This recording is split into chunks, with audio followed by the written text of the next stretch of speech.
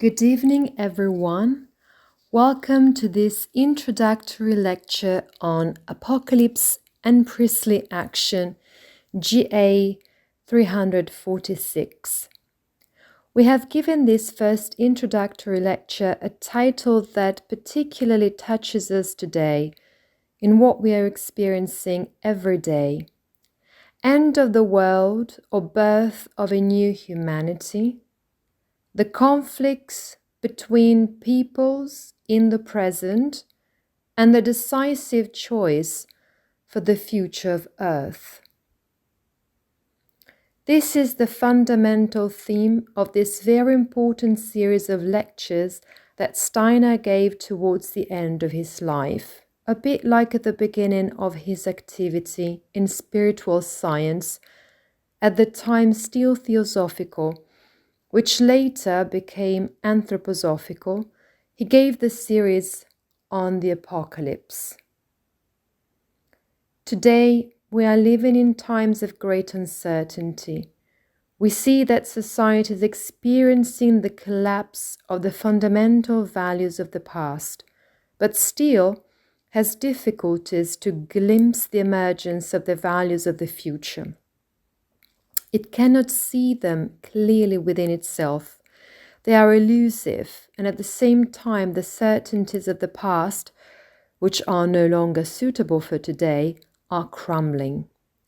We also see how the world economy is affected by the decisions of the few over the many, and how the mass media manipulate the truth for the use and consumption of the few, the elite, who impose desires that must be satisfied, thus creating vicious circles in which great effort is required to fulfill those desires. And this great effort, the effort of this great work, is directed only at those desires which in most cases are futile.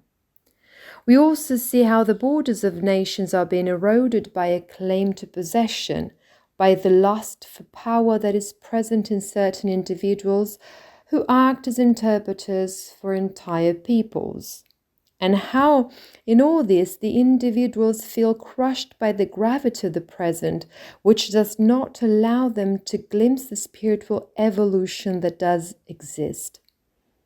Indeed, it is our task to work on this spiritual evolution. Thanks to the gift given to us by Rudolf Steiner, anthroposophical spiritual science, we are offered the possibility of recognizing and choosing the healthy future development of humanity, which is a choice we make in the here and now, in our everyday lives. It is a practical gesture that changes our consciousness, expanding it.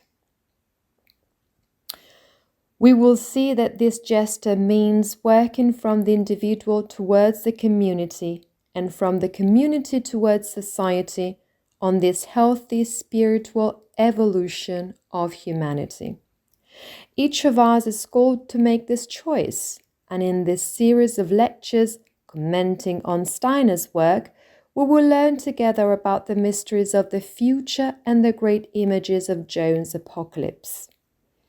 We will return to this again with respect to the previous seminar.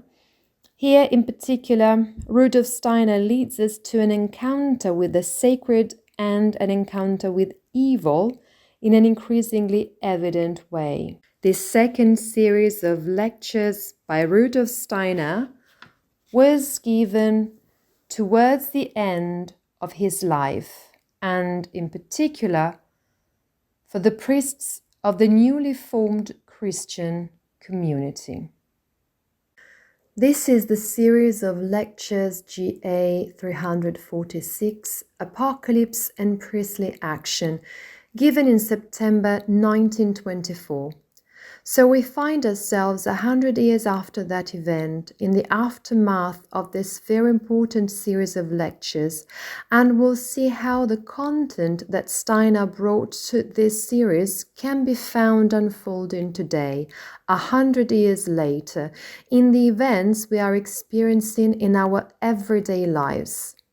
In what we hear from the news that reaches, from the events that are happening in the world, we will see the unfolding of what Steiner predicted in the esoteric sense, in the becoming of our everyday reality, and tragically, above all, in the reality of peoples who are experiencing it firsthand, not only at the level of education.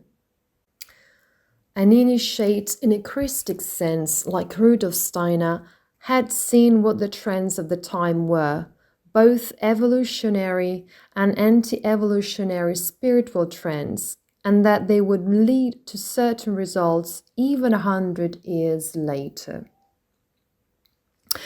This cycle was so shocking in some ways that, having been requested by the priests of the newly formed Christian community, we will talk about it shortly, at the time it was reserved only for the priests of the Christian community and the presidency of the Gothianum.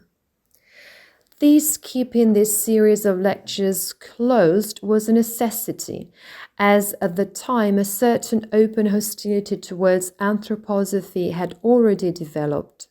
We are in fact already after the destruction of the first Gothianum between 1922 and 1923.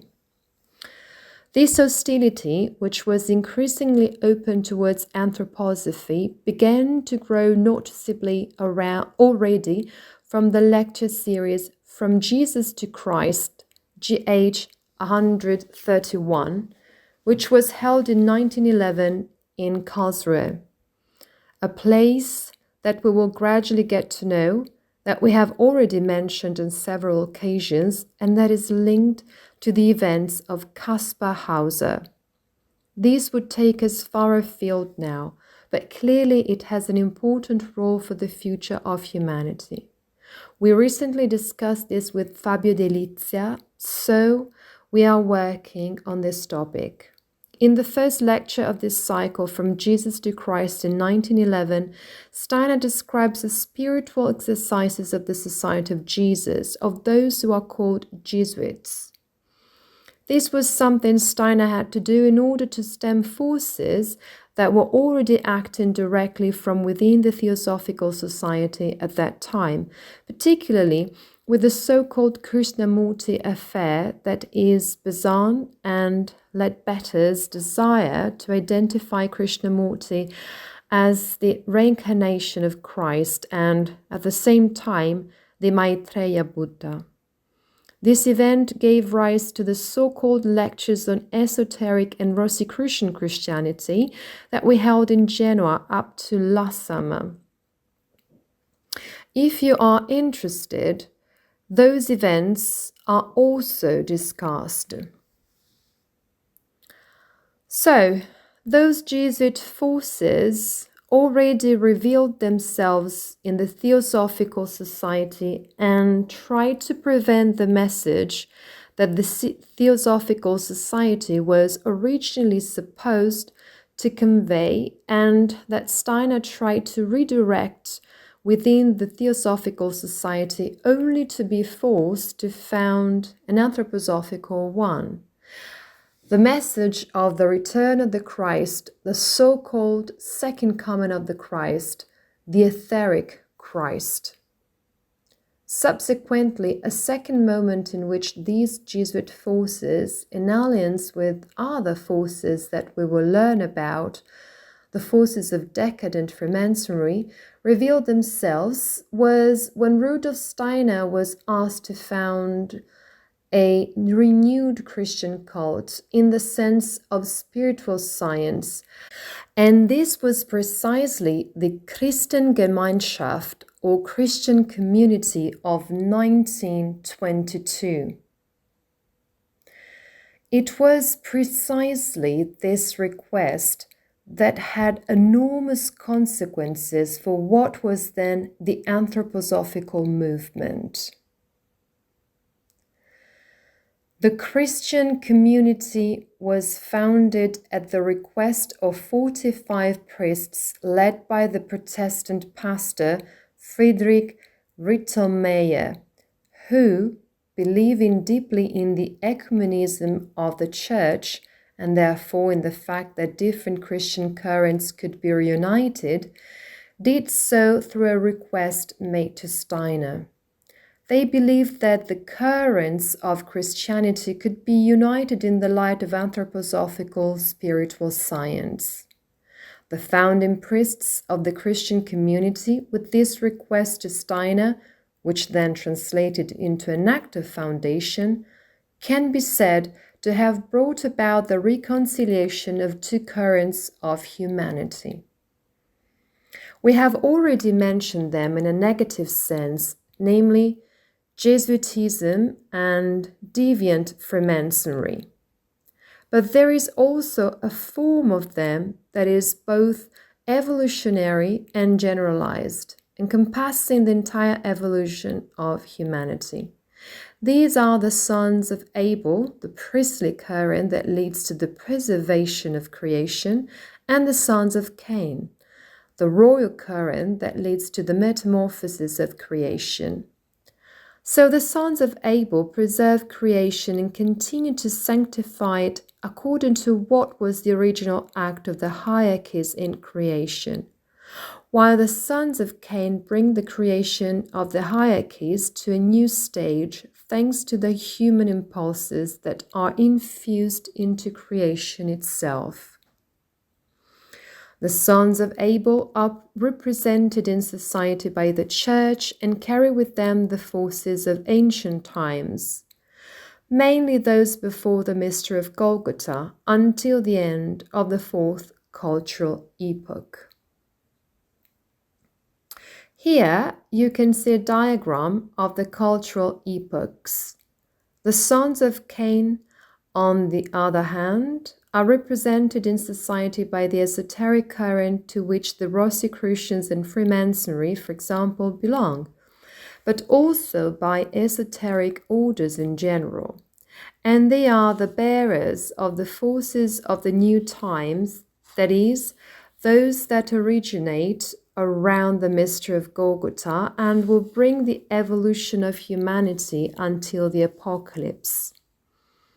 Steiner gave these 45 priests, led by Friedrich Rittelmeyer, a new cult, a cult renewed in accordance with anthroposophical spiritual science that reconciled the sons of Abel with the sons of Cain. It was based on the new act of consecration of man, which is precisely the fundamental cultic act of the Christian community from then until now.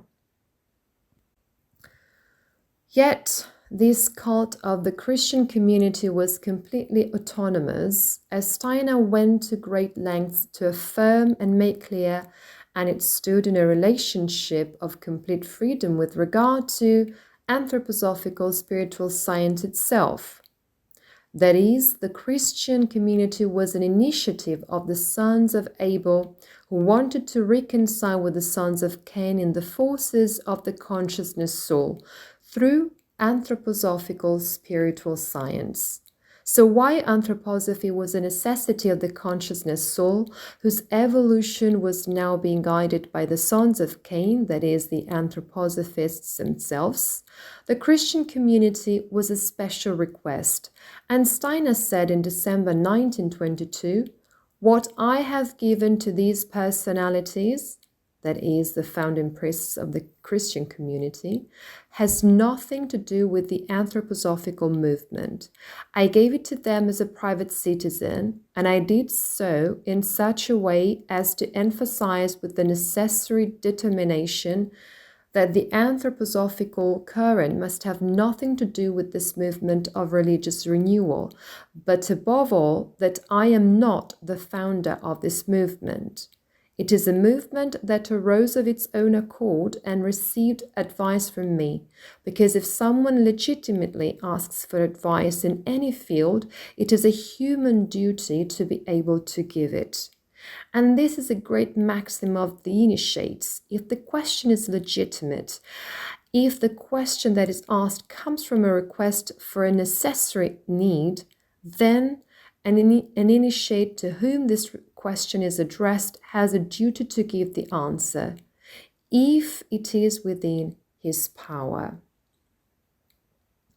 Steiner clarifies that this movement did not arise as a necessity from anthroposophy, but from an autonomous religious impulse that needed anthroposophy in order to renew itself. Antroposofia was able to enrich it spiritually without incorporating it. It is therefore clear that the Christian community and anthroposophy must remain distinct and autonomous while nourishing each other. And Rittelmeyer himself, as the leader of the founding priests, was recognized by Steiner as embodying in his own life the harmonious union between Christianity as a religion and anthroposophy as spiritual science. Rittelmeyer's own inner experience marked the real turning point that made it possible to found the Christian community in 1922. This act of reconciliation that took place with the founding of the Christian community had a disruptive effect for the fallen forces of the sons of Abel and the sons of Cain, because it potentially liberated for all humanity the source of power that some of the sons of Abel and Cain in the outside world, outside the anthroposophical movement, wanted to keep at all costs. Obviously outside all the regular esoteric currents. And these two deviant forms of the two currents take the name of the Jesuit Church, or more briefly, the Jesuit current, which is the deviant current of the sons of Abel, and deviant freemasonry, which is the deviant current of the sons of Cain. These two currents began to work against the evolution of humanity together as early as the events in the life of Caspar Hauser at the beginning of the 1800s. And here I can only mention it briefly. You must imagine that from the beginning of the 1800s onwards, they began to work to take possession of the spiritual evolution of humanity. The Jesuit Church, in a more external sense, of the masses of the faithful, so to speak, and the other, the deviant Freemasonry, in a more internal sense of those who were initiated into the mysteries. The two currents, Steiner tells us, united despite fighting each other externally, because the Church and Freemasonry are two currents that strongly oppose each other in the outer world. When they find a common enemy, they ally themselves. And the two currents united on New Year's Eve, 1922, as a result of the founding of the Christian community, when the Holocaust of the first Gothianum, the Temple of Joan, took place, which was destroyed in flames by arson on New Year's Eve between 1922 and 1923. We also celebrated together the centenary between 2022 and 2023. The Temple of Joan of the first Gothianum was the place where the union of the currents of Cain and Abel in Christ was cultivated. What we also call the new mysteries that transcend all dualism. This impulse was opposed by those who instead derive power from divide and rule, namely both the Jesuit Church and deviant Freemasonry. The Jesuit Church is particularly active in spiritual life, as I was saying, within Christianity as a religion, while deviant Freemasonry acts mainly at the level of science and society with the related economic interests. And of course, there are grey areas of collusion between the two. In the words of Rudolf Steiner, contained in GA 265, The Service of Mystery, on page 381 of the Italian edition, we read, Hiram Abif was reborn as Lazarus, and thus was the first to be initiated by Christ.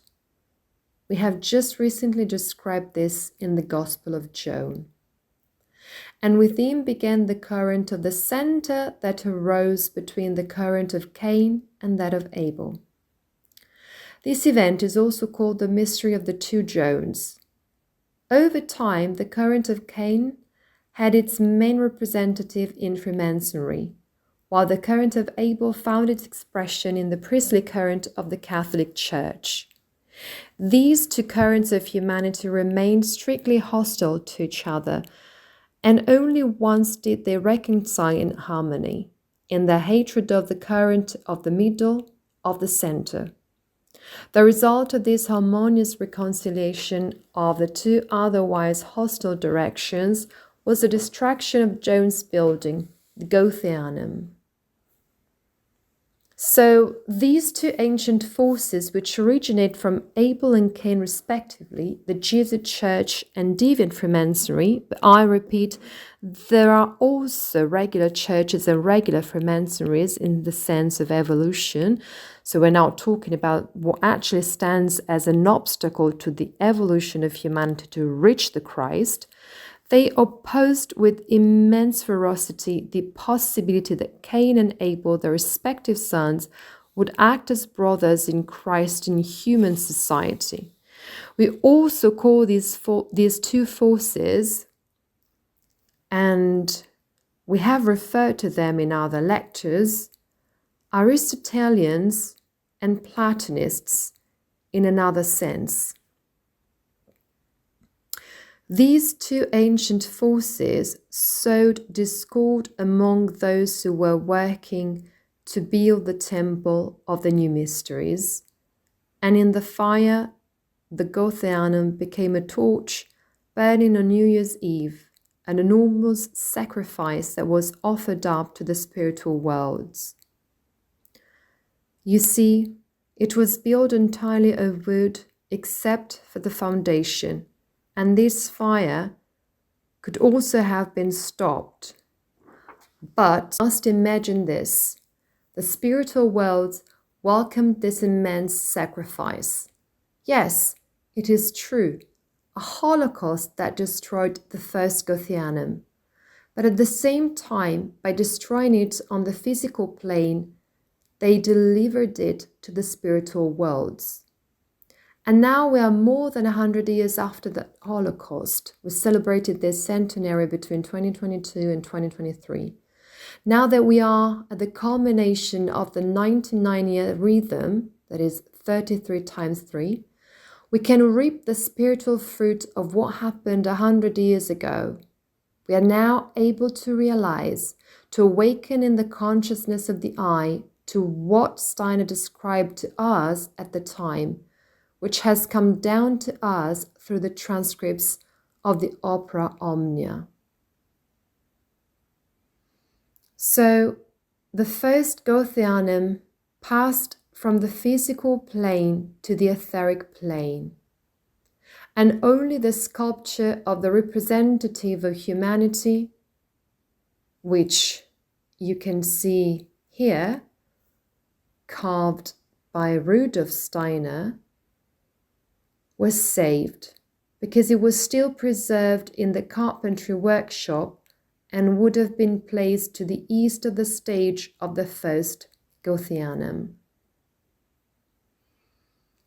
This sculpture, in this decisive image that we can see here, represents for us the ideal towards which we choose to go when we work spiritually to unite the forces of Cain and Abel in Christ within ourselves. We could also call them the forces of pure thought and those of devotion in Christ. The fact that the representative of humanity was saved is as if to indicate to us that this is the action we must take, the balancing of the forces of obstacles, which we'll then name Luciferic forces, Harmonic forces, in order to reach the next epoch of culture in a healthy way with respect to spiritual evolution. Representative of humanity means representative of future humanity who balances the obstacles and thus reaches the sixth cultural epoch and also the seventh. So the representative of humanity in its aspect of meaning and in what we exhort us to, this spiritual activity of uniting the forces of Cain and Abel in Christ is the seed of the new mysteries, which can continually come back to life in the hearts of men. This seed, where the forces of Cain and Abel are united in Christ, is also called the foundation stone. Rudolf Steiner, after laying the physical foundation stone of the Temple of the New Mysteries of the First Gothianum, also gave a meditation for the foundation stone in order to place it in the hearts of men, in men of goodwill. This leads us towards the future of humanity, to the spiritual liberation of the times described by John in the Apocalypse. Thus, the commentary on this series of lectures GA 346 allows us to delve deeper into the forces at play in the future of humanity. The priests of the Christian community themselves had requested this new series of lectures specifically on the Apocalypse in order to orient their activities and pastoral work in an evolutionary direction, thus enlightening those who would become the faithful of the Christian community about the development of humanity and the earth from an anthroposophical, spiritual, scientific perspective.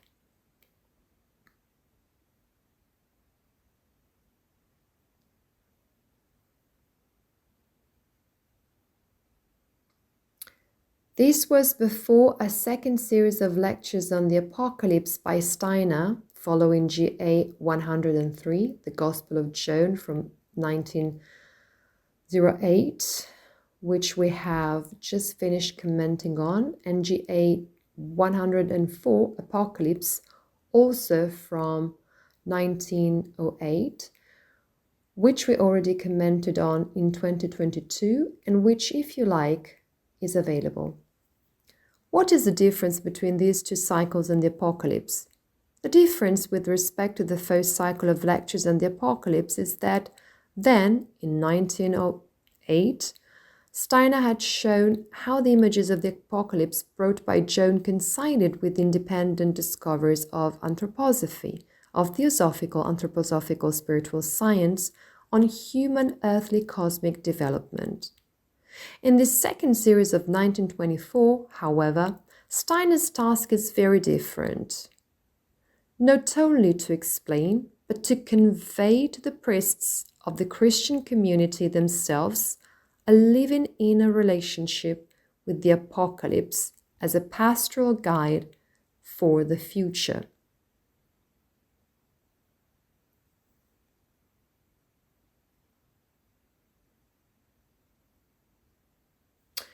So you understand that we will find much more specific images than those in the first cycle of lectures on the Apocalypse, and that they refer to current events, to the mystery of crossing the threshold and the mystery of encountering evil. In this way, Steiner gave a further impulse so that the Christian community be founded as Church of John. Precisely because, as you already know, both the Gospel of John and the Apocalypse of John are the founding texts of the original church that most of all had accepted the impulse of Christ, the Church of John. The Apocalypse thus becomes the priestly book par excellence, capable of becoming the heart of pastoral activity to guide humanity towards the future, just as the act of consecration of man is the heart of the worship of the Christian community.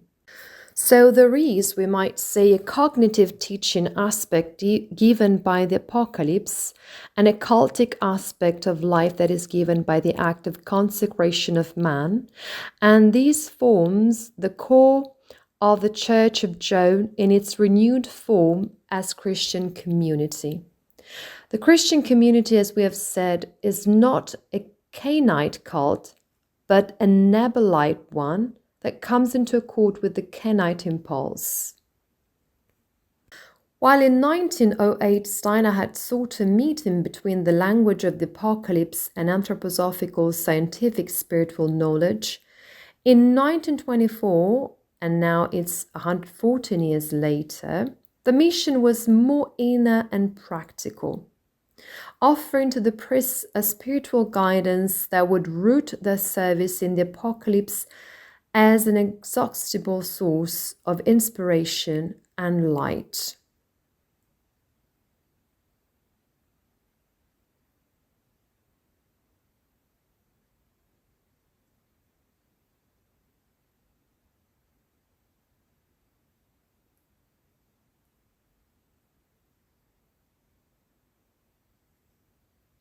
Here, then, is the great picture we have in the spiritual history between Genesis and the Apocalypse, with the mystery of Golgotha at its center.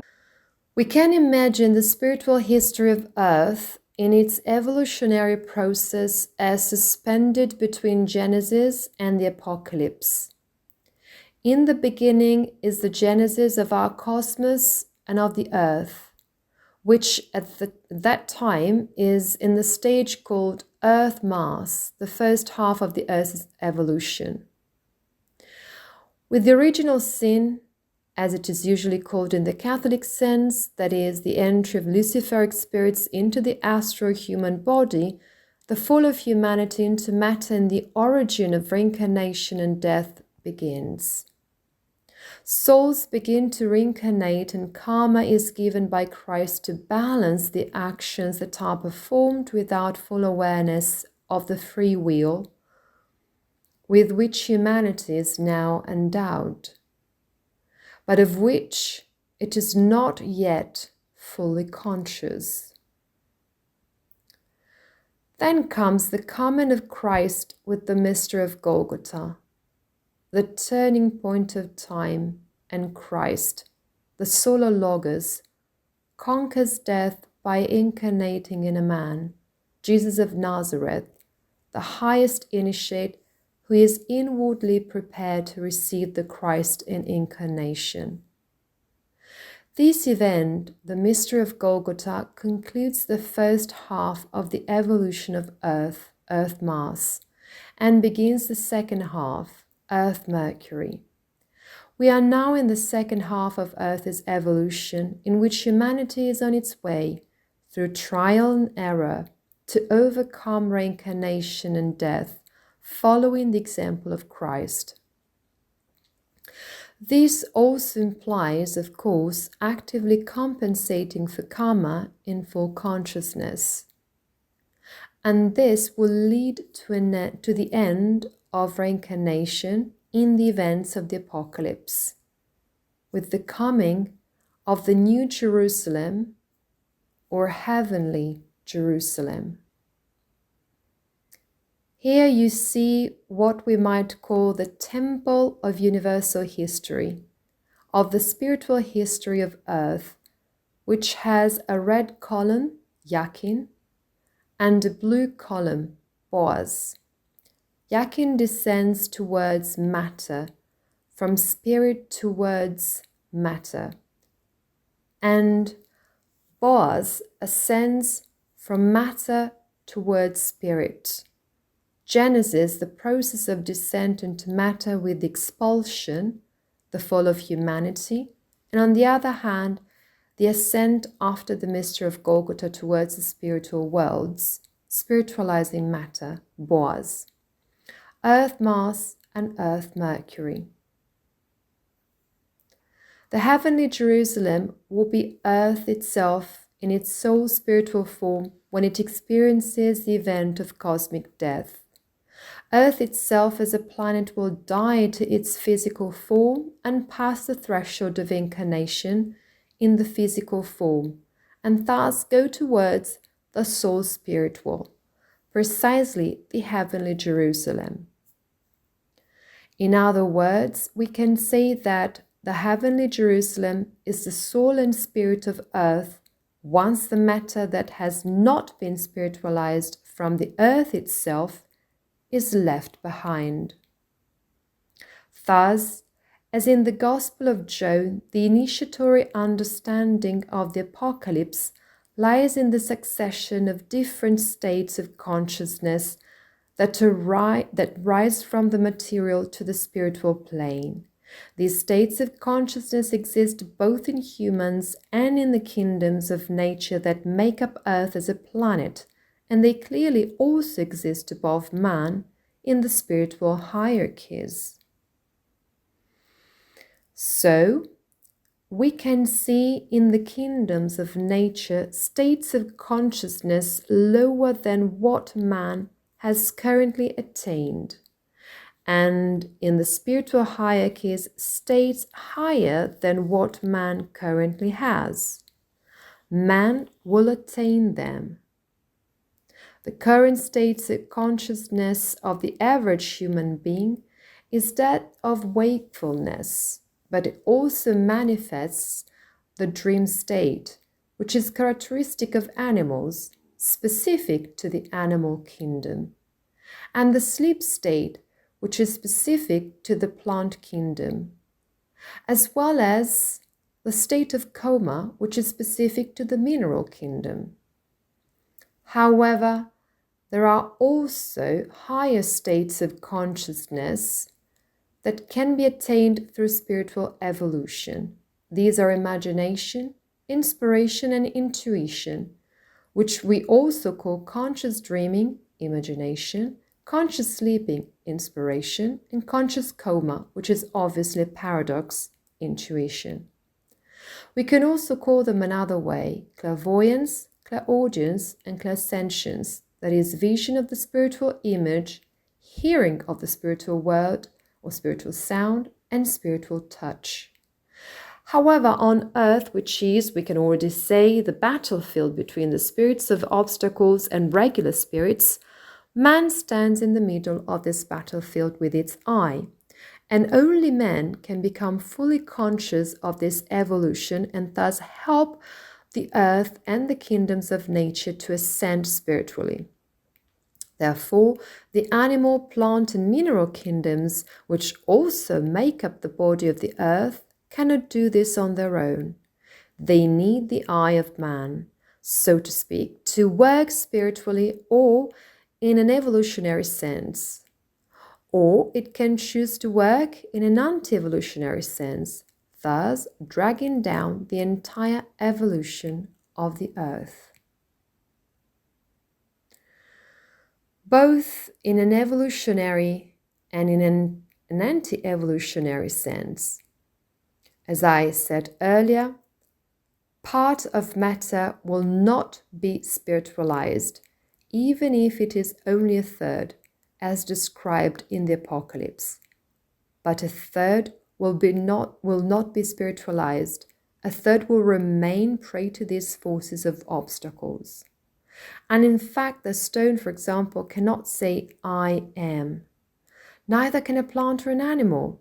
man is the crowning achievement of the process of creation of the hierarchies, and only man can say I am to itself. Man can pronounce a name that can have no value but for the one who pronounces it.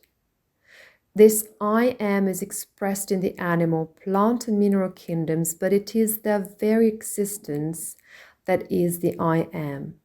They cannot be fully conscious of this and therefore cannot utter this word outside of themselves. They are part of this creative word, I am. Man, on the other hand, can fully participate in it. Man can say I only to itself, and no one can say I to another. This seems trivial, but it is not. It makes all the difference. In the word I, the soul speaks to itself. That is, it acquires its own spirit. Only a being that cannot reach the soul through the external senses, through an external path, has access to it. It is there that the divinity speaks to the human soul, and this divinity is the same one that gave Moses his task when he had to lead the chosen people. Chosen in the sense that it would lead to the genealogy of Jesus of Nazareth, as described in the Gospels of Matthew and Luke. It is the people who first developed the consciousness of the I, and indeed Moses received this task. Tell your people that the Lord God told you what you must do. And Moses replied, How will the people believe me? How can I convince them? What shall I say when they ask me, Who sent you? And he's given this task. Say that I am has sent you. And as Rudolf Steiner would say, the true name of Christ is I am. Those who do not know or understand this and call him by another name know nothing about him. I am is his only name. This he said in Berlin on May 27, 1909. We can understand this I am, which guides evolution from the mystery of Golgotha to the end of the times to the apocalypse. I will be with you until the end of the ages. We can give him, well, it's not that we are now changing his name from I am to another name. I am is his true name, but we can understand another dimension of his existence, which is love. The I am is love in an objective sense, because when one is in the consciousness of the I am, one cannot help but see the other and the world objectively. Therefore, all illusions of dualism, of pleasure and displeasure disappear. One cannot help but love the other and the world as part of a great self, I am, which embraces man, nature, earth, and the cosmos. And this is the true spiritual brotherhood towards which, acting in this sense, ensuring that there is no opposition between Cain and Abel, but rather union in love, in brotherly love, thanks to Christ, we can move for the future of humanity, preparing ourselves for the times of the apocalypse. As we saw in the previous seminar commenting on the Gospel of John, John is the founder of the Church of John, as we have already said, which is the bearer of esoteric Christianity, which then flowed in the 13th century into an evolutionary current that evolved from the Church of John, from esoteric Christianity called the Rosicrucians. So, in a subsequent incarnation, Joan is also Christian Rosenkreuz. And in the Gospel of Joan, the new process of Christian initiation is contained and described that allows the astral body purified from the cravings of luciferic spirits, the Virgin Sophia, to receive and be fertilized by the cosmic eye or Holy Spirit. This is the subject of the last lectures of the Gospel of Joan. In this way, the new Christic clairvoyance, the same as Rudolf Steiner's, is attained. So what does Joan describe in the Apocalypse? He describes the events that he himself saw spiritually with this new Christian, or rather Christic clairvoyance, while in exile in the cave of Patmos. If at first this process of Christic initiation belongs to a small part of humanity, called in the Gospel men of goodwill, we can call them the initiates of Christ, Christians or Christic in a more specific sense, in the future this Christic initiation will be available to all humanity, precisely by virtue of this first experience that took place in a small circle, which, however, is gradually expanding. The future events described in the Apocalypse are conveyed in the form of imaginations, that is, as I said before, spiritual images that Joan saw clairvoyantly in the astral world. He also rises to and describes higher spheres, those of the spiritual worlds or Devakan, lower and higher. These are states of consciousness that gradually open up to him as he gains the consciousness of an initiate. He passes from an outer consciousness turned to the sense physical world, which he had as Lazarus before being initiated by the Christ, to the imaginative consciousness that perceives as imagination in the astral world, to the inspirative consciousness that perceives the word, the spiritual sounds in the lower Devakan, the lower spiritual world, to the intuitive consciousness that allows him to encounter spiritual entities in the higher Devakan or higher spiritual world. Thus, the disciple of Christic initiation anticipates within himself the process of evolution described by Joan in the Apocalypse. Humanity in general will achieve these higher states of consciousness in the course of future cultural epochs, which in turn correspond to what are called astrological epochs. These last 2,160 years. And here you can see the diagram that will help you. The current epoch of the consciousness soul, or current European civilization, is the astrological epoch of Pisces, which runs from 1413 to 3573 AD. The sixth epoch of future versus Slavic culture, or of the spiritual self, or of Aquarius, runs from 3573 to 5733 AD. And the seventh and last epoch of this era, the future American of the life spirit or Capricorn, runs from 5733 to 7893 AD. And at the end, the seventh future American epoch, our post-Atlantean era after the flood, will end with another catastrophe. We come from the catastrophe of water with the great flood, and we're heading towards the catastrophe of air, the war of all against all, which will be followed by the two apocalyptic eras. These are also divided into 7 cultural epochs, so to speak, and 7 faces each.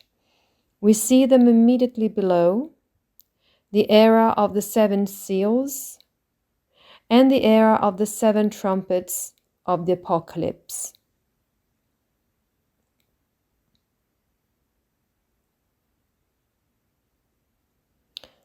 So, first of all, John describes the 7 churches of Asia, the letters to the 7 churches of Asia.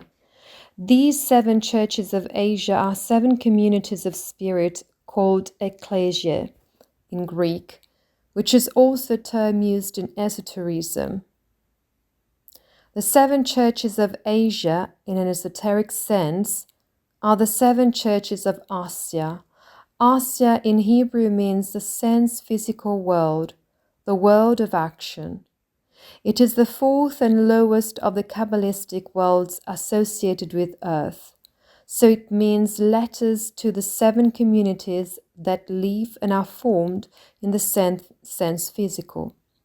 We can also say the messages to the 7 communities that are formed in the sense physical world. They are 7 messages that the Son of Man, that is, the I that longs to become Christ, sends to humanity after the mystery of Golgotha.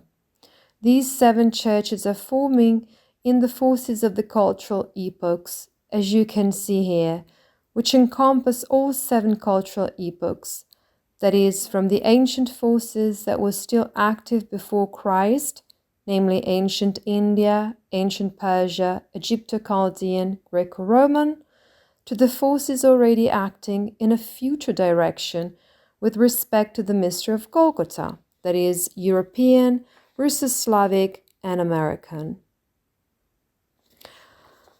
These 7 churches are respectively called Ephesus, Smyrna, Pergamum, Thyatira, Sardis, Philadelphia, and Laodicea. What does this mean? It means that each of them is forming a community but has some element that does not allow it to completely unite the I with the Christ.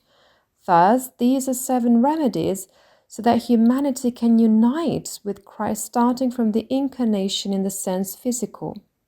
So the ecclesia, or church, if you like, of Ephesus evolves with an attitude that is typical of the ancient Indian culture, that of Smyrna, of the ancient Persian culture, that of Pergamum, of the ancient Egypto-Chaldean culture, and we can add to it the Syrian, Babylonian, Hebrew. That of Thyatira, of the Greco-Latin, Greco-Roman culture, that of Sardis, of the current European culture, therefore not yet concluded in its development, but already anticipating these forces. The same is true for Philadelphia itself, of the Russo-Slavic, and Laodicea of the American. These 7 letters, the 7 messages, are expressions of the language of the physical world. Why are they called letters? Because the language of the physical world is composed of letters, syllables, and words. These are therefore instructions on how to purify the astral body in order to make it the Virgin Sophia, to reach sense-free thinking and thus move from materialistic thinking to pure thinking, from the earthly sense-physical world to the etheric world, the world of life. This allows the Virgin Sophia, the purified astral body, to be fertilized by the cosmic eye, or Holy Spirit. So, the message contained in the letters describes how to allow the seeds of spirit to sprout in the soil of the soul, we might say, through the development of new Christic spiritual forces.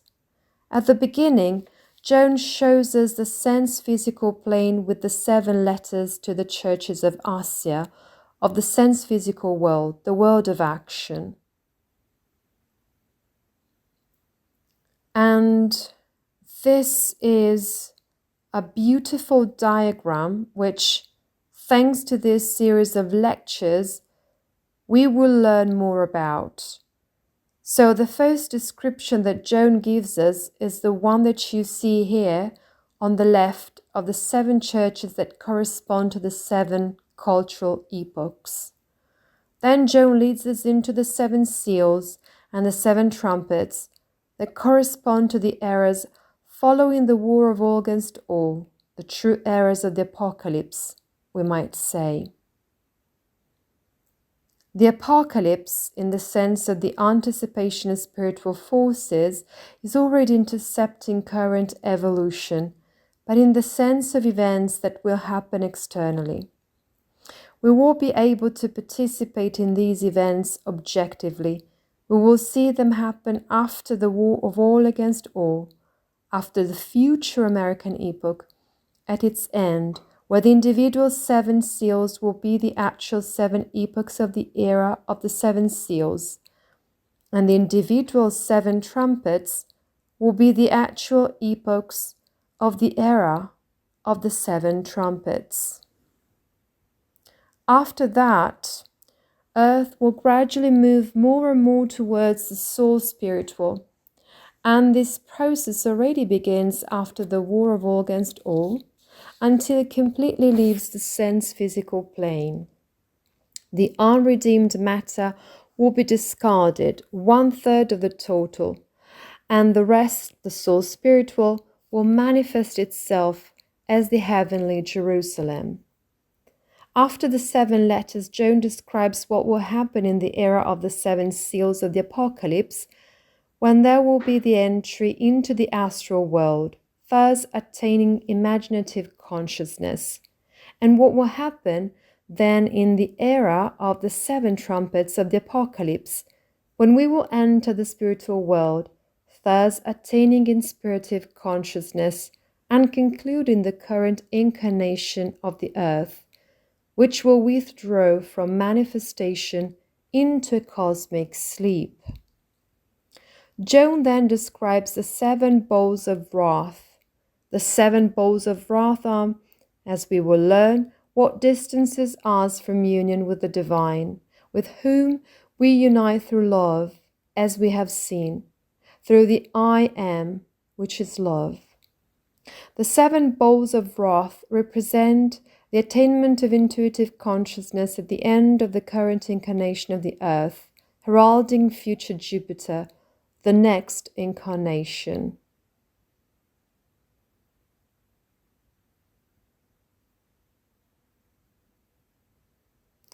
This is an overview which we will explore in more depth during these lectures. So, in order to meet the future of humanity according to regular spiritual evolution, we must make choices that are in balance with the opposing forces that we see manifesting so strongly in the world today. In fact, seeds are already being sown today for the division of humanity that is already beginning and will deepen further in the 6th future culture epoch, the Russo-Slavic. Already today our choices are directing us in a way that clearly is not yet absolute towards one of the 2 currents of humanity. These 2 currents of humanity will come to clash with each other in the 7th future American epoch in a war of all against all. In fact, humanity is already dividing itself into 2, so to speak, 2 flocks. That is, 2 currents that are also the 2 waves that make up the glyph of Aquarius, whose forces characterize the common epoch, the 6th Russo-Slavic epoch of the spiritual self, or Aquarian epoch. The division of humanity into 2 refers to those who in the apocalypse are called the elect of the apocalypse, who will be the people, the current that will follow the Lamb of God, Christ, and on the other hand, the marked by the beast, who will follow the goat, the 2-horned beast, also called Antichrist. This is the imagination of the Lamb and the goat of the apocalypse. Already in Matthew chapter 25 verses 31-34, we find the description of the so-called judgment of the nations, the last judgment. And I will read it to you.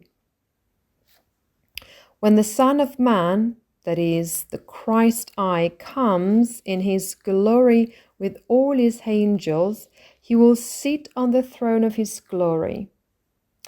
The last judgment of the apocalypse. And all peoples will be gathered before him, and he will separate them from one another, as a shepherd separates the sheep from the goats. And he will place the sheep on his right, that is, the elect of the apocalypse, and the goats on his left, that is, the marked by the beast. Then the king will say to those on his right, "Come, you who are blessed by my Father, inherit the kingdom prepared for you from the foundation of the world, that is, the heavenly Jerusalem or future Jupiter." The imagination or image of the Lamb, which is a symbolic spiritual image, refers to what is present, as we shall see, in the second seal of the Apocalypse. In the second seal of the Apocalypse, we see the four living creatures, that is, man, eagle, lion, and bull, or four cherubim, as they're also called, with the Lamb sitting on the book in the center. So the image of the Lamb in the Apocalypse is a reference to the fifth temperament that arises when there is harmony between the other four, which are represented by the four living creatures or four cherubim. What does this mean? It means that the balance, the harmony of the four elements allows the Spirit to manifest itself, that is, the Christ to live in the human soul, according to Paul's saying, "Not I, but Christ in me." So it means that if one of the four temperaments is imbalanced, the Lamb, which is precisely the fifth temperament, cannot manifest itself. This is very evident in the second seal of the Apocalypse. The image of the goat, instead, is a reference to the inverted pentagram. Just as the Lamb is the upright pentagram, the fifth temperament that arises from the balance of the other four, the goat of the Apocalypse, the two-horned beast, refers to the inverted pentagram. Why? Because if you look, you have in front of you the head, especially the skull, but also the whole head of a goat. In fact, you see that the shape of the skull, with the ears and the horns, form exactly an inverted pentagram. This is because in ancient times, the goat was an animal that was particularly linked to the forces of reproduction, to sexual forces. So we would gradually understand that obviously the goat itself is not an evil animal, but it carries within itself signs that show that if humanity surrenders to the forces that the goat has taken upon itself, sacrificing itself, leaving humanity, leaving the soul of man, man will place the spirit under the elements. That is, the four elements, in a state that is not harmonious but chaotic, will prevail over the spirit, overwhelming it. This is precisely the inverted pentagram, whereby the spirit is subjugated to matter so that the Christ cannot manifest himself in the soul, and the Antichrist forces take possession of the human soul, the marked by the beast. Now, coming closer and closer to today, let us see what these forces are that work against the evolution of humanity. We have seen that the Christ works for the evolution of humanity, but there are also forces that work against Christ and are the heralds of the Antichrist. And we can already see them at work in today's events.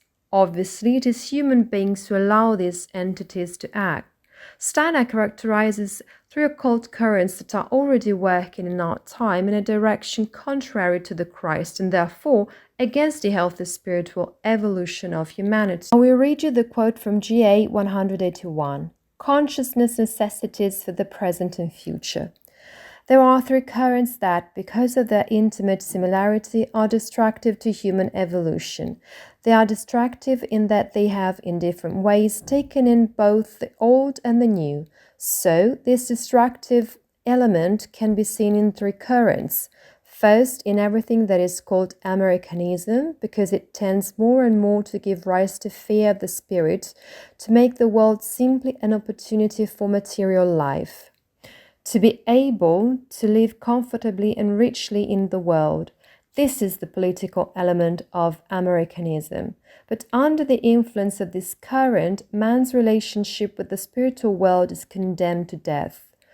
These American forces are at work to bring about the death of the earth because the spirit must be kept at bay. The second destructive form is not Catholicism alone, but above all, the Jesuit element. This current tends to atrophy the forces of human nature that tend towards the spiritual.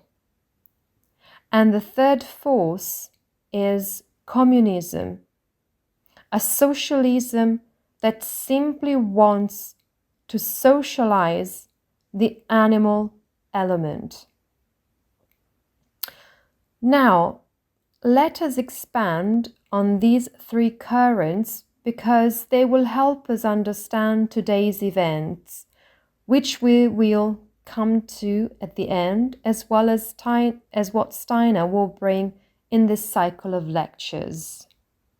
We have the three occult currents that have first and foremost an intimate similarity. So in reality, they can be distinguished, but they also have gray areas where they overlap. They have within them, and this is very interesting, old and new in different proportions and also in different dimensions. For this reason, all three currents, Americanism, Jesuitism, and communism, are, we can say, half-truths.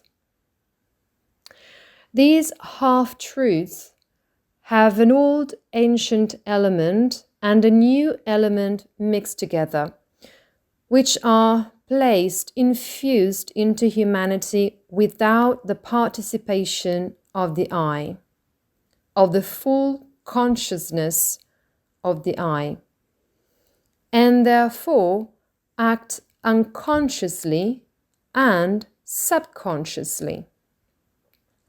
And Steiner says that these half-truths are worse than a whole lie because a whole lie can be recognized at first glance with common sense and an alert eye, but these half-truths appeal to certain evolutionary principles inherent in the human soul. So the part of truth they have and the part of, let's say, evolution towards the future that they have allow the human soul, which is not sufficiently awake, to accept them as truths, which they are not, because they carry with them elements of falsehood and ancient aspects of evolution, as well as aspects that are too far ahead, too far behind, and at the same time, let's say, neither of the two in total truth, therefore not in Christ, not in full consciousness. What do these three currents do? By appealing to certain evolutionary principles inherent in the human soul, they confuse it in order to take possession of its development. They pervert the development of the human soul in order to allow the spirits of obstacles, who are at the origin of these currents, to take possession of the human soul and thus of the evolution of humanity.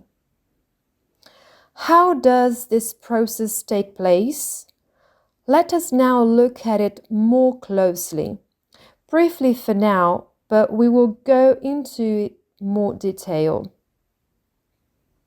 It happens because a few, an oligarchy so to speak, have offered themselves and continue to offer themselves as vehicles for these entities and act on their behalf to take control of future human evolution and turn it to their own purposes. There is indeed a causal flaw, a process that takes place, and we can summarize it in those stages.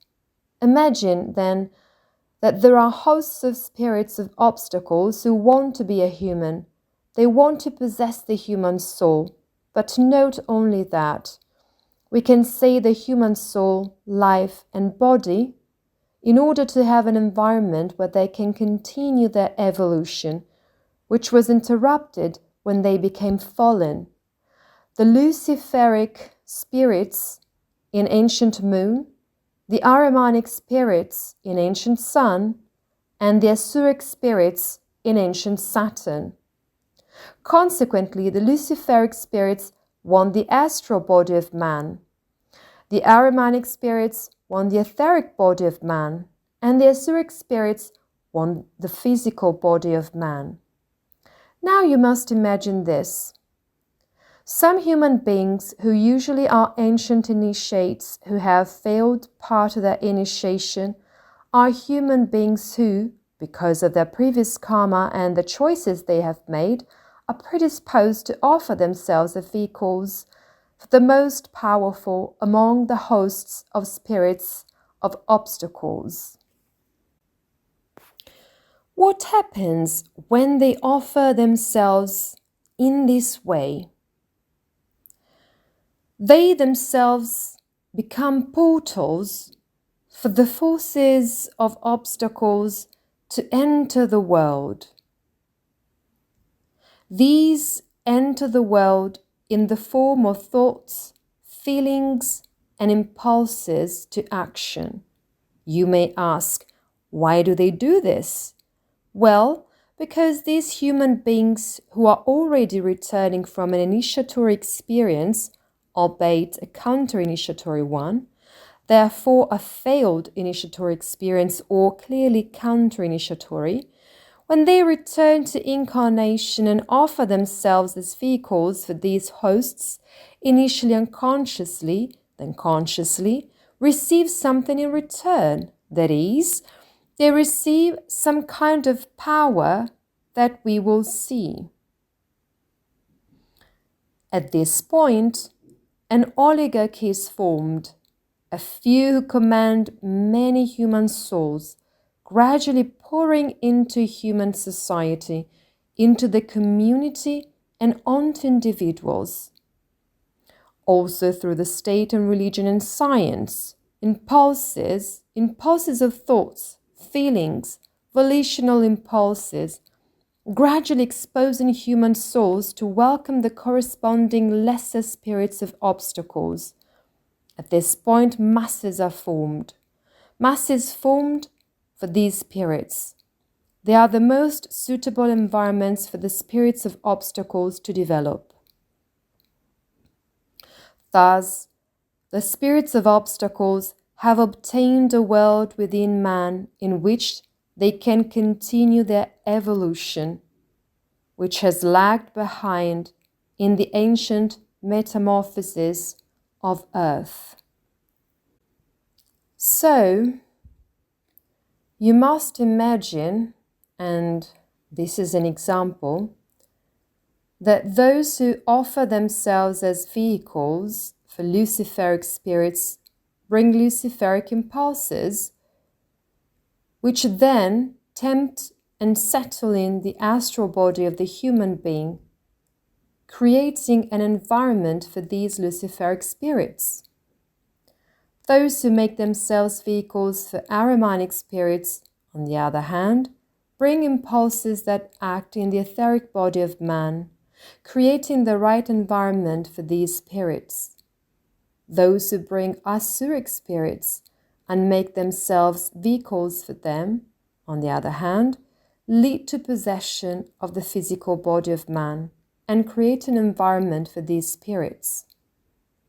Keep in mind that in most cases, Luciferic spirits are, so to speak, very present especially in spiritual environments, but they are not generally the most, we can say, negative in absolute terms, because technically we already have the forces to transform them, to redeem them, and thus bring them back to good. They are very widespread in the world, but they are not the most dangerous, so to speak. It is a different matter for Ahrimanic spirits, which are currently the most dangerous and widespread throughout the world, and while Luciferic spirits act mainly on individuals, Ahrimanic spirits act in communities, in community relationships, and therefore in groups. Not only there, but that is their suitable environment. Asuric spirits are rarer at present, they will become more and more widespread, but they only manifest themselves in extreme cases, cases that have social consequences, therefore even broader than those of the community. We will also call them by other names, and we will see them. The last stage of this process of possession by the spirits of obstacles is that the masses, these environments suitable for the evolution of these spirits of obstacles, repeat unconsciously, that is, without the participation of the consciousness of the I, what the lesser spirits of obstacles suggest to them, and therefore act accordingly without discernment. They follow these impulses of thought and feelings of action that manifest in their inner being. They become slaves to these spirits and even consider them their inner being, to varying degrees, of course, with varying intensity and in different ways. This is the general process. Let us now look at the three currents and characterize them. Americanism emanates from the West, mainly from America, but in reality not only from America, from all the Americanized countries, so to speak, inducing fear of the spirit, that is, the superstition that physical life on earth is the only one that exists, and that, of course, the only legitimate philosophy is materialism. Keep in mind, however, that this does not mean that America is totally negative, also because we know that the impulses of the seventh epoch of culture already exist in America. These evolutionary impulses in particular manifested themselves in advance in the spirituality of the Native Americans, who, as you know very well, suffered greatly. So let's say that the main spiritual evolutionary impulse of America is less represented, first of all because it will manifest itself in the future of humanity, and at the same time this impulse, which Steiner calls Americanism, in a deteriorated, degenerate sense, has caused the suffocation of the spiritual forces of Native Americans. Americanism is expressed through capitalism and the accumulation of physical goods in order to achieve physical immortality. It is an excessive power, the possibility of imposing oneself on others and achieving a certain physical immortality through science, which then becomes the handmaiden of capitalism and economy. The result in human society is competition and the oppression of others, of one's neighbor, through the exercise of power clearly driven by the desire for possession. So Americanism mainly is an expression of the Ahrimanic spirits, as you will already have understood, who want to take possession of the human etheric body, particularly in groups and societies, and want to block the evolution of humanity to the consciousness soul alone, and therefore to individualism alone, which evolves precisely in the consciousness soul in a materialistic form that is prevalent today in the West. We must consider that this is the impulse that we, for example, in Europe, experience most closely. It is the one that works most intensely in our world. The Ahrimanic spirits, also called the spirits of materialism, or we can also call them the spirits of the lust for power, have the human etheric body as their environment for development and exploit economic dynamics to manifest themselves. Everything that is economics, because ultimately economics is the principle of relationship of brotherhood. It is exchange of forces, economic exchange. What do they give to those who offer themselves as bearers of these spirits? To those who serve them, they give economic power and in general the means to overpower others. We are talking about the few, The many often suffer them and suffer the consequences of this. And keep in mind that the many who suffer the effects of the few who offer themselves as vehicles for these spirits end up believing that this is a good thing. The Ahrimanic spirits also express themselves in the bond between blood and the land, that is, a territory which thus makes one stay in blood brotherhood and, in another way, in nationalism. This is why the Ahrimanic spirits were particularly active in Nazi-fascism.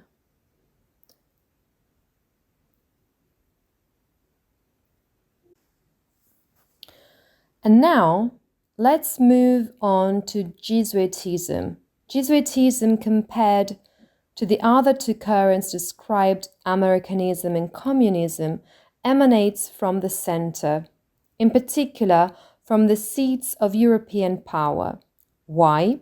Because although Jesuitism was originally part of the Society of Jesus alone, this was no longer true in the course of history, because the action of the Society of Jesus in the course of European history has taken root in the European courts and has therefore been passed on, we can say, as a mindset, as a forma mentis, in different forms, in different representatives throughout European history. So what does Jesuitism do? It aims to kill the imagination, the imaginative power of the soul, and thus dry up the source of the human soul's forces, sterilizing it.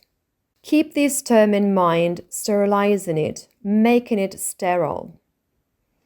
This eliminates the possibility of reaching the cosmic Christ, leaving only the image of the man Jesus.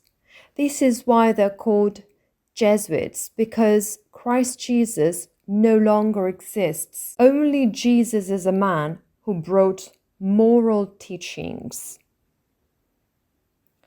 The whole cosmic element brought by the Christ, a cosmic spirit, is lost. Jesuitism prevents the evolution of the consciousness soul and therefore of a healthy ethical individualism, which is what Steiner describes in the philosophy of freedom, through the imposition of dogmas, in particular, above all, that of the infallibility of the Pope. This is above all at the origin of the impulse of the Society of Jesus. But when we find it as a mindset in Europe, even in today's Europe, it means that the principle of authoritarianism prevails. So there are authorities that act as popes who cannot be questioned. They are infallible, and they exist in different fields. So don't just imagine the Pope as a Catholic Church. Imagine, for example, a Pope of Scientism, the religion of science, or several popes, that is, several bishops, if you like. Imagine a Pope of the state, an infallible head of state, and so on. Thus, human souls are led into a dreamlike consciousness to unite in a group soul that blindly follows dogmas, primarily in its most typical form in the Catholic Church, but also any kind of dogma, as we will say, even scientific dogma, or rather, scientism. As I was saying, Jesuitism has become a thought form. These currents are also thought forms, mindsets, which can possess anyone when they want to impose a choice on others and where they want to limit freedom for the, in quotation marks, greater good. There is a fantasy novel that some of you may have read, which describes this process very well. It is The Golden Compass, where precisely this Jesuit element is at work in a very powerful way, and for the greater good, freedom is limited so that people do not need to choose. Someone else chooses for them. Jesuitism is mainly an expression of Luciferic spirits, which have the human astral body as their environment of development, and exploit pride and a sense of superiority to establish themselves in the human soul. What do they give in return? They give charm and personal power to those who serve them.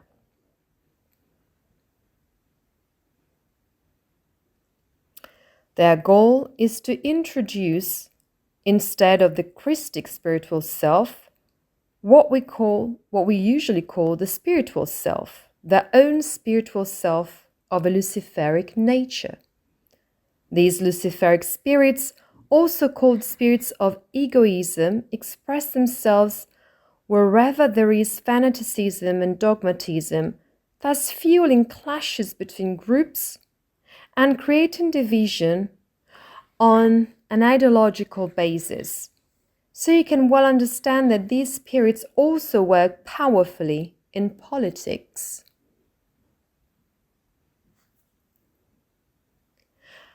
And indeed, the Jesuits have always exploited first the European courts and then the political factions. Let's look at the third current, communism, which emanates from the East and especially from totalitarian communist regimes. Sometimes they also call it Bolshevism. What do these spirits that bring Bolshevism, communism want? They want to create a human society conforming to an exclusively unconscious animalistic group soul, and they arrive at mocking the spirit. This was their original form, but subsequently they took on a whole range of positions that also include the Christian Church, the Eastern Christian Church in particular. How? By effectively turning it into a weapon in the hands of the state. Thus, the state prevails, decides everything, and human beings must unite in an unconscious group soul. In its most extreme form, where communism is atheistic, all spiritual evolution is eliminated, as we see, for example, in China and North Korea, thus creating a totalitarian society where human beings are emptied of soul and spirit and become replaceable bodies, cogs and numbers. The current of communism and Bolshevism is the expression of the Asuric spirits who want to erase humanity in man by making the state alone prevail. A system. Asuric spirits are also called spirits of nihilism and have the human physical body as their environment of evolution.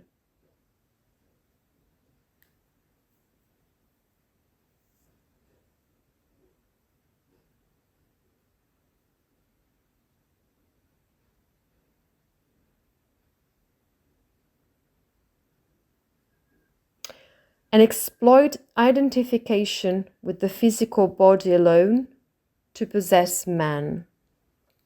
Hence, from the Asuric spirits also arises the idea that the human body is made up of replaceable parts, is totally modifiable, and that it can lead to a new phase of evolution by replacing parts of the body with mechanical parts, with robotic parts, forming a cyborg, a machine man. It is the idea, evolved in another sense, of transhumanism. And we find this both in the West and in the East. So try to understand that these currents have their prevalence, but they're not absolutely distinct. As I was saying, there are gray areas and they overlap with each other. For example, in transhumanism, they will tell you, this is for the greater good of humanity. So it is Jesuitism, in fact. I prevent you from choosing. I choose for you and I lead you to replace parts of your body, after all this is all you are, with other mechanical, robotic parts.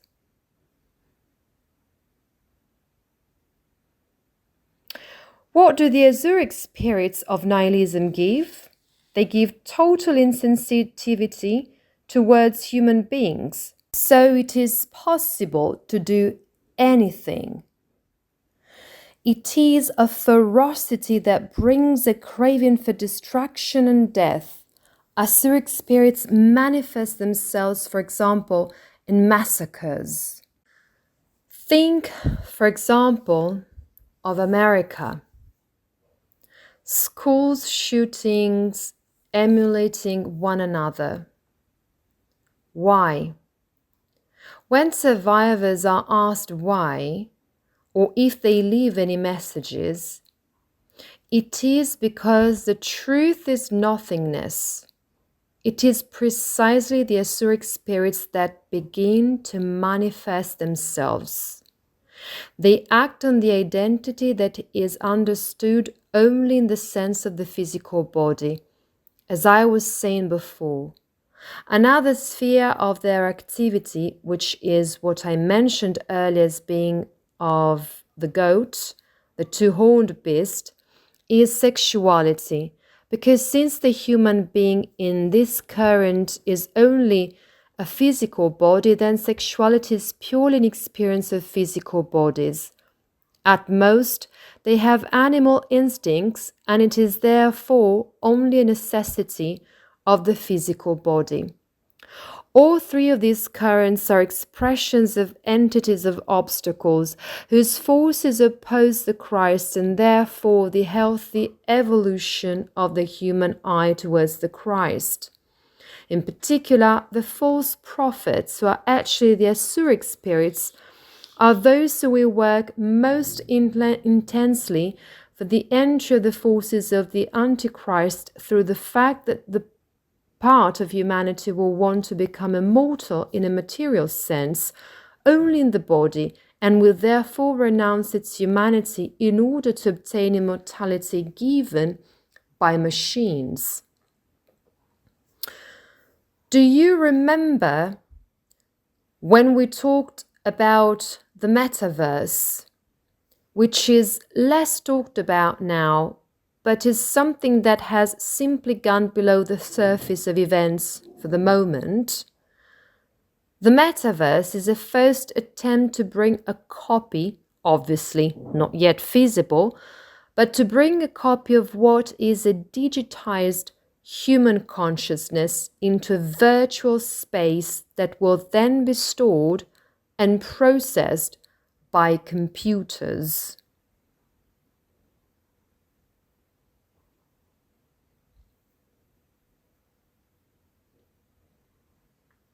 So man will no longer need bodies.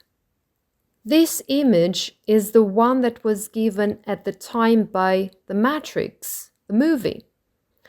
That is the image. It is the result of the union of the activity, first of all, of the Ahrimanic spirits, which lead to materialism, and then their passing of the baton to the Asuric spirits or false prophets, who will cause humanity to renounce its mission and the earth to become what Steiner calls, and we will learn to call, the eighth sphere, or rather this unredeemed part of the earth completely possessed by the spirits of obstacles. However, we already know from the Apocalypse that these will only be a third of the substance of the earth. So these spirits that carry these three currents remain in unredeemed, and yet we know that part of them will be redeemed anyway. As a whole, the unredeemed part will lead to the coming of the Antichrist. We only mention this here. It is a cosmic entity that opposes the cosmic Christ with its very being. We only mention it here. John speaks of it as the two-horned beast, which also appears in the sixth seal of the Apocalypse, with Michael holding the keys to the spiritual world and on the other side holding this two-horned beast on a leash. This beast will only be defeated towards the end of Earth's evolution in that event, which in the Apocalypse is called 666. Precisely the sixth seal of the Apocalypse, which also means towards the end of the sixth metamorphosis of the earth, that is, future Venus. 666 means sixth metamorphosis, future Venus, sixth condition of life, sixth condition of form. You can see it here. If you look at the first three lines, you have Venus 6, animal, and upper rupa. This is 666. These are the three lines starting from the bottom, starting from Venus and going upwards. It means towards the end of the future Venus. So almost at the end of all planetary evolution, because after that there will be future Vulcan. The Antichrist will only be able to enter into Earth's evolution with the, let's call it, unfortunate cooperation of the entities of the obstacles as a whole, and in a distant future that is already described in the Apocalypse. With these indications, we can understand, at least in general, what is happening in the world today. So we come to the present day. Let us see how, after the events of World War II, Europe became a servant of America. Think of Italy, which had its so-called liberation and the establishment of several American military bases in Italy to keep under control what has always been a very interesting territory, being the gateway between East and West, suspended in the Mediterranean. So mediation between East and West, and here we can already begin to understand. These happened in particular through the power maneuvers carried out by the Western lodges of deviant Freemasonry. These are mainly Anglo-American, but obviously this does not mean that all Anglo-American lodges are deviant. The deviant ones acted in such a way as to bring an element of Americanism to prevail in Europe, thanks to the unfortunate events of the Second World War with the Nazi fascism.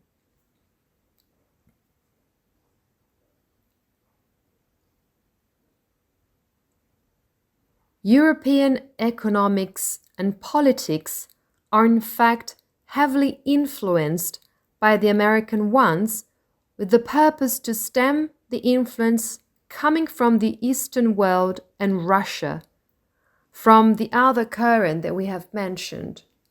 This means that its role, the role of Europe as a central hub between East Asia and the American West, cannot be fully realized in its current state unless individual people want it to happen. At the state level, it can't happen because the drive of Americanism, capitalism, and Ahrimanic spirits is so strongly entrenched in European states. So the image we have of Europe is a distorted one, because originally Europe was a gathering of 12 states. all working towards spiritual evolution according to the path of Michael, but which, thanks to events that took place in particular during the First and Second World Wars, has manifested itself in a prevailing Ahrimanic counterfeit of the current of American materialism. So, Europe itself, originally, is a Michaelic spiritual archetype because it is the overcoming of nationalism in European cosmopolitanism. But it has been realized in a purely materialistic sense under the influence of an excess of Americanism. Obviously, this also means that the European nations have not found their own way to Christ.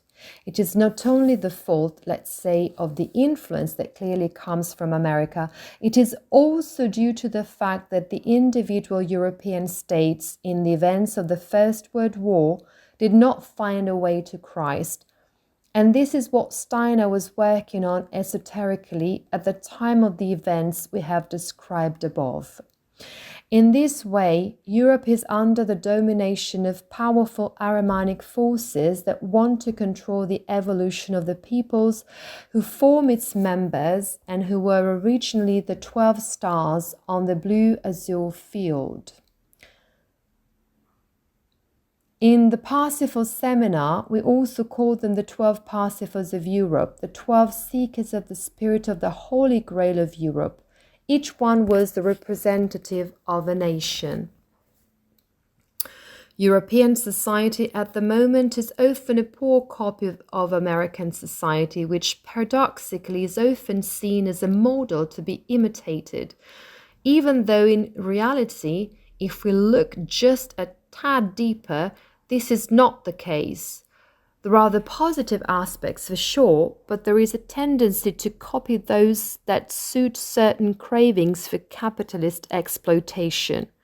This has created a strong pressure in European countries in Eastern Europe because these forces emanate from the West, i.e. from America, and therefore from Ahrimanic spirits. These Ahrimanic spirits have begun to push towards the East, towards the European countries of the East, and in particular towards a key point, which is Ukraine. Ukraine has become the outpost towards the East for Ahrimanic forces emanating from America. Let us bear in mind that Ukraine is a fundamental place for the evolution of humanity. And now let's talk about it, mention it. America has a particular interest in Ukraine because from there it can stem the forces of communism emanating from the East, which are in fact also anti-evolutionary forces. But the problem is that when Western Americanism and Eastern communism clash, Europe is crushed, when instead it should form a center of balance between the two, a Christic center between forces emanating from the West and forces emanating from the East. Ukraine is of particular interest because it is the place where the sixth Russo-Slavic cultural epoch will originate. It is the place where the Age of Aquarius will be inaugurated, where the brotherhood of blood will give way to the brotherhood of spirit. This is because Ukraine has, shall we say, a particular karma, which it shares with the nations around it. If you're interested in this aspect in particular, there's a lecture on the Pleroma YouTube channel called Crossroads of the Sixth Epoch, which was included in the previous seminar commenting on the apocalypse. There, I devote more time to this aspect. However, I will make another reference. Consider that we have a symbolic reference to this fact of Ukraine being the cradle of the sixth cultural epoch, because it is also the birthplace of Helena Petrovna Blavatsky, specifically in Dnipro. Blavatsky, with the original Theosophical Society founded in 1875, first gave an antidote to the prevailing materialism that would manifest itself more and more powerfully. Then an antidote to the very Ahrimanic spirits of materialism, preparing the way for Michael in 1879, when he would become a spirit of time, and the end of the Kali Yuga in 1899. Then we know the Theosophical Society drifted towards the east. That was the Krishnamurti affair, but initially we have this manifestation, the incarnation of Blavatsky in Ukraine, to symbolize the transition between the 5th and 6th epochs of culture.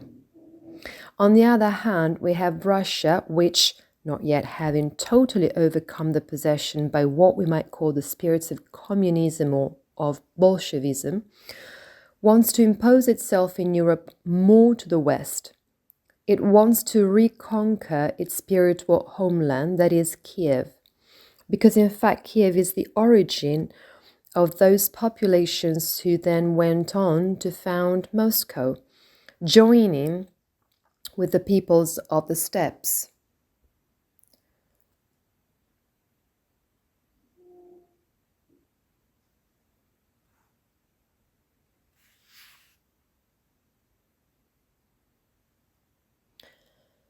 So, Russia's claim on Ukraine is a claim to reconquer its spiritual origins.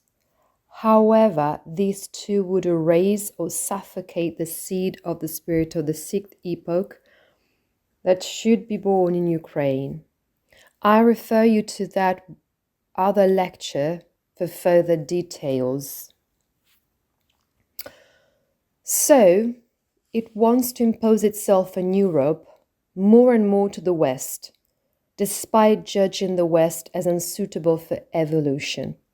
It is often pointed out that the West has lost its spiritual horizon, thus opening the door to the other totalitarian communist regimes such as China or North Korea, as we saw in the recent International Congress that took place in China. With China as the self-proclaimed guarantor of peace, showing off the most terrible and innovative weapons which do not require human intervention, but only computers and artificial intelligence, a being this that will increasingly allow the incarnation of Ahrimanic spirits and Zurich spirits, which, like all technological innovations, I will never tire of repeating, nor will Steiner, does not mean that we should not use them, but they must not use us. So, in short, we can say that the war in Ukraine is not a clash between two countries, Russia and Ukraine, but a clash between East and West, as well as between forces of obstacles that want to take possession of the seed of the 6th cultural epoch and use it in a different way, depending on their evolutionary direction for their own purposes. And on the other hand, we have, as in a polar image, what is happening on the other side, descending towards the southeast, on the other side of the Mediterranean, the image of what is happening in Palestine. The place where Steiner has many times indicated that what he calls the event of Palestine occurred. It is another expression for the mystery of Golgotha, for all the events of the New Testament, in a broader sense, the turning point of time. So, in a sense, if the Ukrainian-Russian war is going to affect the transition between the 5th and 6th cultural epochs, and in particular the entire evolution of the 6th cultural epoch, in Palestine we have an image of the lack of understanding of what occurred about halfway through the 4th cultural epoch. Here we can observe what happened in human evolution when the principle of the Christ, of the I am, which bear in mind, was introduced into the world precisely in that land, which is a land tormented by constant wars and claims on the territory and feuds between peoples, and precisely because the mystery of Golgotha took place there, is called the Holy Land. That is exactly the place where that impulse is rejected with all one's might. It is a paradox, but that is how it is. It is precisely because that is the Holy Land. Indeed, in the original idea of the Templars, for example, the Holy Land was to become a renewed Christianity in place of the now decadent Roman one. So you see how these ideas have actually operated since the beginning of the history of Christianity and how they manifest themselves today. There, in the Holy Land in Palestine, we can see how the brotherhood of blood still works, based on the forces of the fourth epoch of culture, on the principle of authority, authoritarianism, which seeks to unite blood and soil, implying that a place can only be an expression of a blood shared by pure lineage.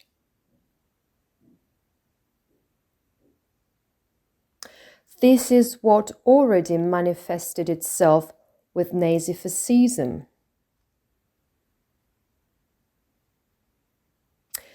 Yet we know that Christ came to end the brotherhood of blood and lead us towards the brotherhood of spirit, which is characteristic of the sixth epoch of culture. Let's leave aside for a moment in this image the forces emanating from Arabism, which would take us far away at this point, so we must leave this aside for a moment. So the war in Palestine aims to establish a total external, sense-physical image of Israel, and in doing so, to prevent the reaching of the true spiritual image of it. It is a completely materialistic interpretation. In fact, the meaning of the word Israel is he who fights with God. Jacob fought against the angel, and it was he who received this initiatory name once he had been initiated by the angel itself, who represents the divine. So, in an initiatory sense, we can translate its true meaning as the spiritual world experienced in the full consciousness of the I. He who wrestles with God. In the New Testament, it is said, the spiritual world is stormed and the willing take possession of it, just as Jacob against the angel. And the spiritual world is experienced in the full consciousness of the I. It is not a territory delimited on the face of the earth. However, if Israel, through war, becomes only an outward nation by virtue of the forces of blood, then it means that the Christ has not been recognized, and therefore it is not possible to reach the spiritual world in the full consciousness of the I. That is, the true Israel, which is spiritual, where the heavenly Jerusalem described by John in Revelation is located. It is the land of the elect of the Christ, which has nothing to do with external nations. On the contrary, it is the overcoming of external nations, of blood brotherhood and nationalism. This war therefore serves in particular the Ahrimanic spirits to prevent the true understanding of the mystery of Golgotha, also called the event of Palestine. This permanence within the forces of blood and soil is due to the Ahrimanic spirits who emanates in particular from America, which for economic interests supports the plan of destruction and replacement of an entire people, the Palestinian people, in a veritable genocide. It is again an inspiration that comes from there and is combined with the lack of understanding of the mystery of Golgotha and a prevention of its being understood. But we have an antidote to all this. Keep this in mind. Every inner impulse that leads individuals, communities, and possibly even nations to unite spontaneously beyond nationalism and therefore in the opposite direction to the union of earthly blood and soil is a cosmopolitan impulse that comes from Michael, the first servant of Christ. So whenever there is a cosmopolitan impulse at work, it is an inspiration from Michael. And in this sense, we are seeing an effort to unite peoples in a reversal of the Crusades. This is the attempt, the initiative made by the global Sumud flotilla, where the Crusades led the necessity, the first Crusades were justified at the time, the necessity for separation between the forces of evolution that had united with Christ and those that had not yet united with Christ. Now, in a reversal, these new crusades bring relief to those who are at war. Before, they brought a just division through war, which was necessary at the time in order to evolve the impulse of Christ. Now there are crusades that bring relief to those who are at war. This is karma manifesting itself. Consider that the first crusade, as we saw on our trip last spring, started from Genoa, but other subsequent crusades also started from the port of Genoa, even the so-called Children's Crusade. When we were there, we said that Genoa is the larynx of Italy, which echoes those events of the original crusades. Every city in Italy has a relationship with a part of the human body, and Genoa is precisely the larynx. Only by performing acts that transcend national borders can we truly compensate for the action of the Ahrimanic spirits who wage war from bloodlines for the possession of territory. And here I come to my conclusion. In all this pain and suffering that is constantly brought to us by the media, in all these conflicts that human beings are actually experiencing firsthand, we must remain steadfast in the Christ eye, which alone can lead humanity toward its spiritual goal. It is not by despairing, becoming angry, or possessing that we can truly work toward what brings humanity into balance on its path toward the future.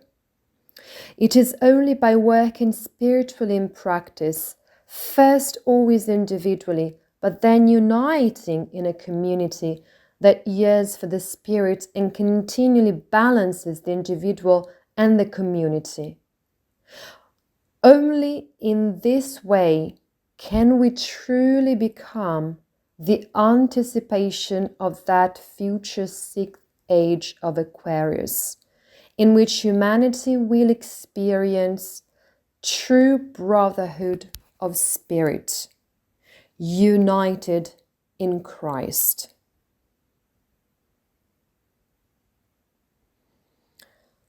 And with that, I thank you for listening.